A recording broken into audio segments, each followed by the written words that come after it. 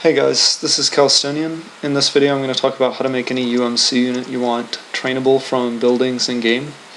Now, both of the methods that I'm going to talk about are covered in this text guide that I made on Steam. Now, if you don't want to follow this text guide, then you can just watch this video.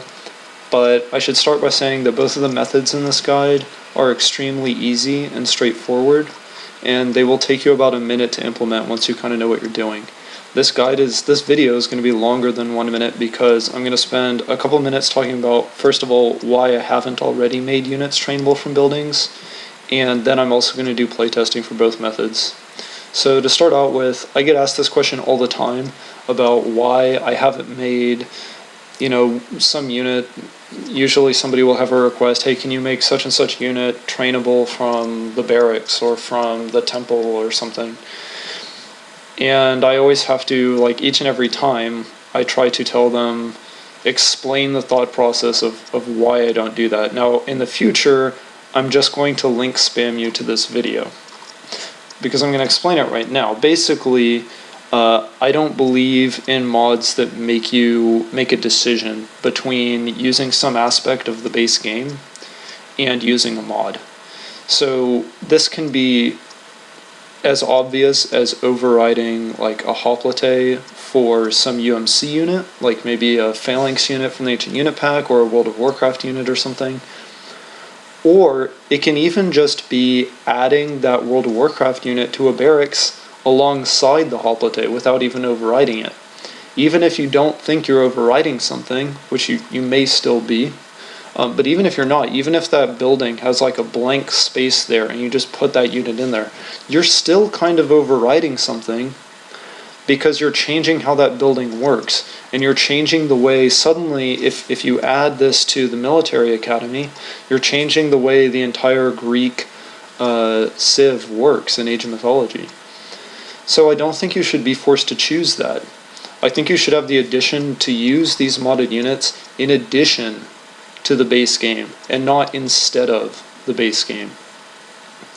The second reason that I don't make anything trainable is because you could not possibly satisfy everybody's wishes. Some people would say, hey, I want the Macedonian phalangite from the Ancient Unit Pack. I want that to be trainable at the Greek Military Academy. Okay, that sounds reasonable.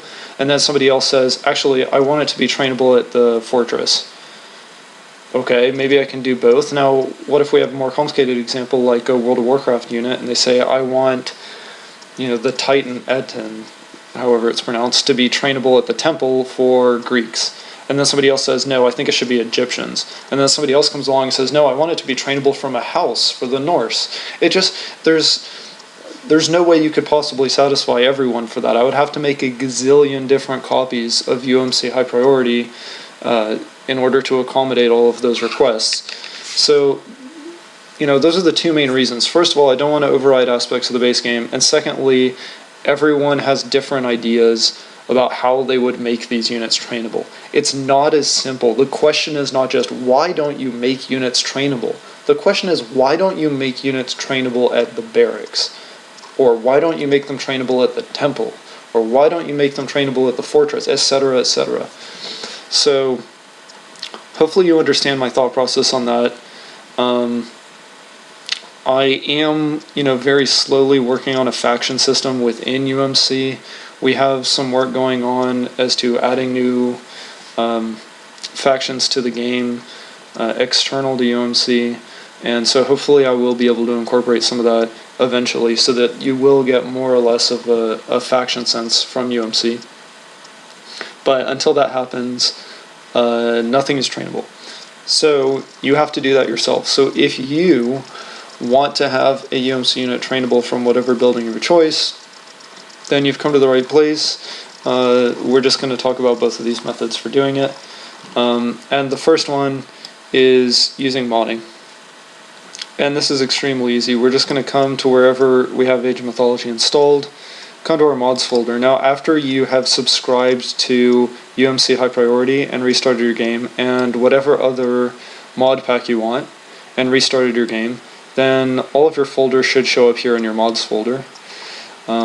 Now, I need to decide which unit I want to use as my example, and I think we're going to do something from the Ancient Unit Pack, like the Macedonian Phalangite. And so let's see here, Macedonian Phalangite Macedonian. And I'm going to make it trainable from the Academy, let's say. So I'm going to come into UMC High Priority. And I'm going to go to the data folder, and we're going to open up this proto file here. Now, one thing that you do want to do is make a backup of this. And then you should also back up your edited proto file, because if I ever update UMC High Priority, which I update like every week just about, then your changes are not going to be saved. What you can also do, if you want to use the latest version of UMC High Priority, is just make a new, go Control-N, make a new notepad file, and make a little list here that says like, I made Macedonian Phalangite trainable from Military Academy. Okay, and then you would just make this list of all your changes, and that way when I update my mod, you will just be able to reproduce these changes. So anyway, let's open Proto 2.5, and let's come down to Phalangite Macedonian, and let's find just the regular one. This is the one that we want to have trainable, and we're going to see here allowed age 1, and culture is not defined. Alright, well then we're just going to take this proto name, we're going to copy it, we're going to come to Control F, name equals Military Academy.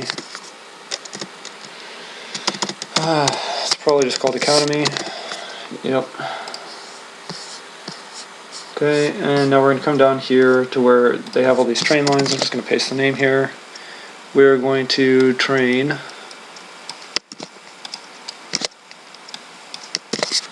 Giant Macedonian. Don't delete closing brackets. And I want to set the page number to 1 is always 1. And I want to set the row and column to something that isn't already being used. So looks like top row, and then second row is being used for a bunch of technologies, and third row is used for a bunch of stuff. But it looks like the top row I can still use if I set this to 3. We'll see, 0, 1, 2, 3, so that's actually slot 4. So it could be tight, it might not show up, in which case I'll have to come back and save that. Now, I've made it so that the academy, the military academy, can train our unit, but I haven't actually enabled the unit. To do that, we have to use technology. So I'm going to save this, and then I'm going to come to techtree 2.5, and I like just using the H1 tech to enable stuff. So we're going to come down here, we're going to take one of these, subtype enable, and we're going to Control C it, and then we're just going to come here, and we're going to change this to our proto name, which was Phalangite Macedonian. And then we're going to save that. And this enables us to train the unit. And that's literally all it is. We just have made our mod here. And now we can go into game and test this.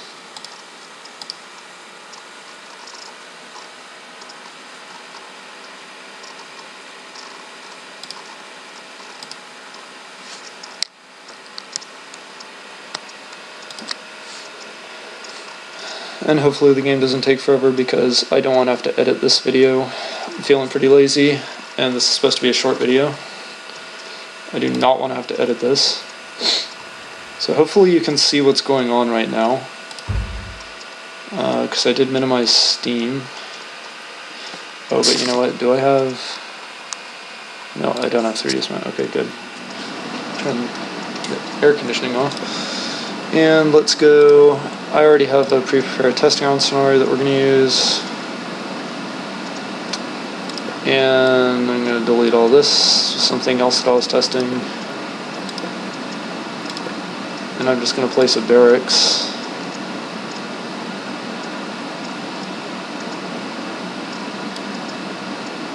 Military academy, actually.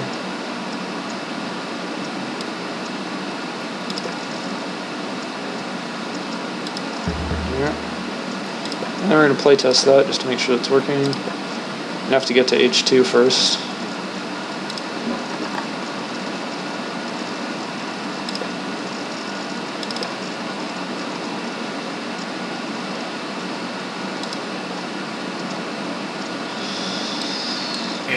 So we're just aging up. Oh, it's already here, because it was already on age 1. It was already enabled. So I don't even need to get to age 2. Yep, because I enabled it for age 1. So probably a good idea for this unit would be enabling it for age 2 instead, but, you know, whatever. So that's it. I can now train this unit. He's got some nice transformations for his formation. And yeah, that's really all there is to that, to this method.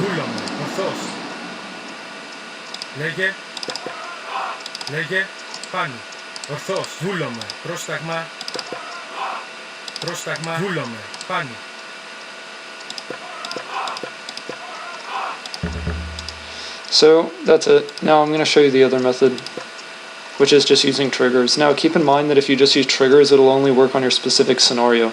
But if you just use triggers, you don't have to mod the game. So you don't have to worry about if I update it and things like that. So we're just going to come here and delete the academy.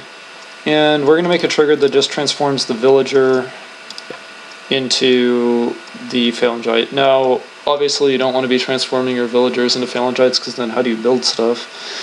But you will get the idea. So we're going to make a new trigger here. I'm going to make it loop, and I'm going to make it high priority. And we're going to go conditions, always is fine. We're going to go effects, and we're going to go down to transform, or actually we can do change is even better. Change units in area by type. And what I actually want to do is come here and make a cinematic block. You can even use some of UMC's fancy cinematic blocks. Use block A, and we'll make it just a Gaia block, just cause. And then we'll come back to our trigger, and we will set that to be the center unit.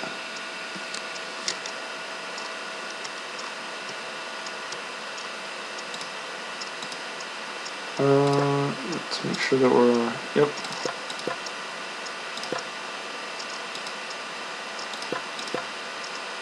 Okay, we'll set the radius to something that encompasses the entire map. It's from player 1 to player 1, and we're doing from type villager Greek to phalangite Macedonian.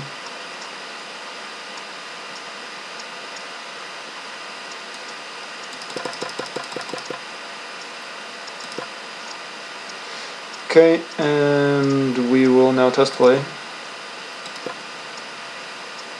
as player 1. And there we go. All of our villagers are now UMC units.